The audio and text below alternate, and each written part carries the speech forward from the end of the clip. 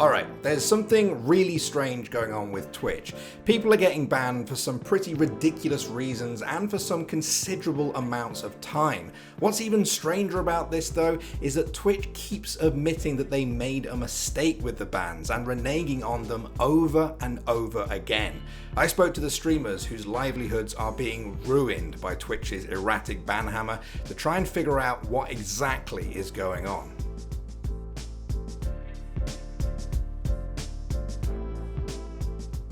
Alright, same old Twitch, same old request that I have for you guys. If you want to make sure you never miss a video here on theScore Esports or on Don't At Me, just like this, then make sure you are subscribed. Have you done it? Yeah? All done? Good. Great.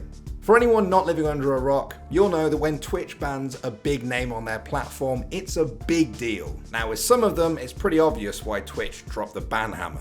This is so insane. America deserved 9/11, dude. I'm saying it. While with others, we're not entirely sure what happened. And then to have that taken away from you, and to not know why, and to not know anything about it, not to be told nothing. Boom. Taken, grabbed, everything we built. And when other, less severe permabans happened, like with the case of Airsoft Fatty, it felt like Twitch were beginning to take bans more seriously. The fact that this isn't bigger news is indicative of a growing trend on the platform. The days of Twitch using permanent bans as a last resort are gone, and so could be the Wild West version of Twitch that once used them so sparingly. Some of Twitch's rules are clear as day. Violence, hate speech, threats, doxing, spam, scams, and sexually explicit content are a big no-no. Everyone knows that. But in the last few months, smaller streamers have been getting banned for what I can only describe as really weird reasons, and it's happening at an accelerated rate. Right now, it may only be affecting a handful of smaller streamers, but it does seem like the cases are trending upwards. Seriously, something is going on with Twitch's ban system. See, prior to Twitch's hot tub meta, bans on the platform weren't exactly a rare thing, but it wasn't an everyday thing either. For those who missed it, the hot tub meta was an influx of streamers in bathing suits just splashing around in inflatable pools. It was everywhere, and some people felt like Twitch wasn't coming down hard enough on what they saw as sexually explicit content. Jump forward to now, and it feels like the frequency and opaque nature of Twitch banning streamers is peaking in a way. It seems like it happens constantly now. Perhaps they felt pressured to enforce their own rules, but the result over the past while has been more strange bans, more mistaken bans, and an overall lack of communication from Twitch. Take the case of Feinberg. He's a popular Minecraft speedrunner who made a name for himself back in May for knocking the Minecraft FSG speedrun record down to just 5 minutes and 42 seconds. He changes the world! Let's go! Unbeatable! Yeah! Let's go! But his joy didn't last too long because less than a month later, Feinberg tweeted out a cry for help to Twitch support. Hi Twitch support, day 2 of me being unfairly suspended on my alternate account, Feinberg sucks, for making fun of myself. I'll delete the account or change the name, I don't care, I stream full time and I will break terms of service if I use my main account. It appeared that Feinberg had broken the rules because his old account, Feinberg Sucks, had been unfairly poking fun at himself. I spoke to Feinberg about receiving that strange email from Twitch. End stream, I get ready for bed on my phone, get an email, Gmail, and so I click on the notification, and it's like, your Twitch account, Feinberg Sucks, has been infinitely suspended. I was like, what did I do? I was like, this is not good. So I opened the email and it's like for a name, and I was like, shit. When they finally got back to him, the clarification wasn't all that clear. They simply unsuspended his account and changed his name to Not Feinberg Kappa. No apology, no explanation, nothing. Just Not Feinberg Kappa. The whole thing had echoes of a similar case with George Not Found, a streamer whose account was banned for harassment via username. The offending name in question was This Is Not George Not Found, literally just a play on his usual name, but somehow Twitch found this to be harassment of himself. Now in Feinberg's case, he might have been banned because Feinberg Sucks contains the word sucks, which might be on their list of banned words for usernames. The thing is though, I found a Twitch account that's literally just called Sucks. That's it. That's the entire username, so it can't really be Sucks that's the problem here. The only thing I can think of is that maybe like someone new found my stream, like maybe someone from my YouTube or just someone who didn't know it was me through Twitch discoverability or whatever, and then was like, okay, this is like, this guy's like making fun of Feinberg, and then they reported me, and then Twitch also didn't know that it was me. It was also the fact that it was an indefinite ban. Not a warning, not a 2-week ban, just a straight up indefinite ban right off the bat. He was scared to stream on his main account even though it wasn't banned in case he was seen as trying to dodge the ban.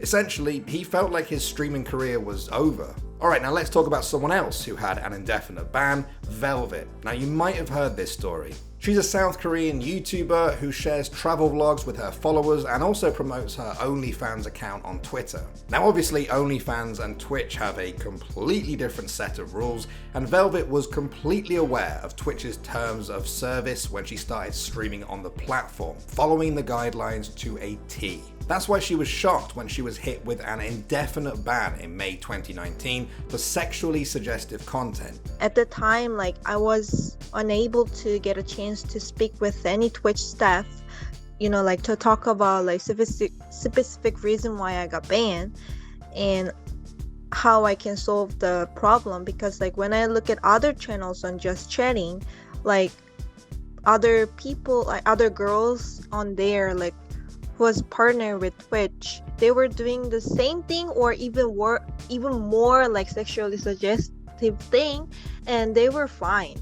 You only have to look at the whole hot tub meta to see how Twitch's definition of sexually suggestive content can be loose at best. Twitch's head of creator development, DJ Wheat, addressed all of this in an official stream. So, hot tub meta. Our nudity and attire policy does allow bathing suits in an appropriate context, and hot tubs do fall under that criteria. However, what has not changed is the sexually suggestive and explicit content is not allowed under the guidelines, under the TOS, and Twitch will take action when that is reported to us. Twitch eventually created a whole new category for hot tub streams and also published a lengthy blog post to explain their decision making. We covered the whole hot tub meta controversy on this show when it happened. It's hard to pinpoint exactly where this all started, but since late last year, hot tubs have been building a following, and so is the controversy that's come with it. From Exo Ariel to Amaranth, Mia Malkova to Kiara Kitty, who's also been banned, for some, hot tubs have come to dominate the front page of Twitch. Shit, hot tub streams have gotten so popular, even VTubers are getting in on the action. In Velvet's case though, she even shared images of the outfits that she was wearing during her stream to show people that there was no sexual suggestion going on. Now this might have been the end of the story, but 4 months later, Twitch reached out and admitted that they had made a mistake. But it gets even more insane. Velvet was banned again for what Twitch says was use of racial slurs. Velvet says that never happened and that Twitch never responded when she asked them to specify. They did eventually reply, only to tell her that once again they have made a mistake. While all of this was going on, Velvet decided to apply to become a Twitch partner. She felt that if she became a partner, she wouldn't have to put up with these random bans every few months and would have a direct line with Twitch to talk to them about these things. But get this. Twitch said that to become a partner, Velvet had to have a clean record of no bans for the past 3 months. She didn't have that. She didn't have that because Twitch kept mistakenly banning her. Velvet continued streaming for a few months, but guess what happened in April 2020? Velvet was banned again for the same sexually suggestive reason, with no specification from Twitch and no ability to talk to them. She didn't have to wait long for another email this time where, once again, you guessed it, Twitch admitted that the whole thing was their mistake. There's no happy ending for Velvet yet. She's currently banned. It's been over a year now, and she's had to move all of her streaming to YouTube, losing all of the work that she put into Twitch and the income that came with it. And lastly, there's the case of John Zerka. He's been a controversial figure on Twitch for the past couple of years and quickly shot to fame as people discuss whether he was a genius or just a troll. In March 2021, John Zerka was banned from Twitch for what was initially an unknown reason. The following month, he shared that it was allegedly because he clicked on a photo of a girl in a bikini on stream for too long, adding, "I thought this would be harmless because girls literally blow up swimming pools in their living rooms and pose sexually, bounce on a floaty for millions of dollars on Twitch." After 2 months of him being in the dark, he shared an email from Twitch in which they said they were reversing the ban and that it was their mistake. So once again, we have a case of a streamer being banned for a considerable amount of time, enough to really affect their livelihood, by mistake. Another thing that John Zerka and Velvet have in common is that they both talked about the hypocrisy from Twitch when it comes to these bans. For example, when Twitch streamer Amaranth was banned for licking a microphone during an ASMR stream, she was banned for just 3 days. Other streamers, like the ones we've talked about in this video, have had to face months of waiting in the dark until they eventually find out that it was all just Twitch's mistake. And some of them don't even get that. They're still waiting. There's a years-old sense of frustration now in the Twitch community by those who feel that it's one rule for the big partnered streamers and another rule for the little guys. The question is, can they fix these opaque rules and mistaken bans? And given just how many cases have come up recently, do they even want to? It's a big deal. It's a big deal.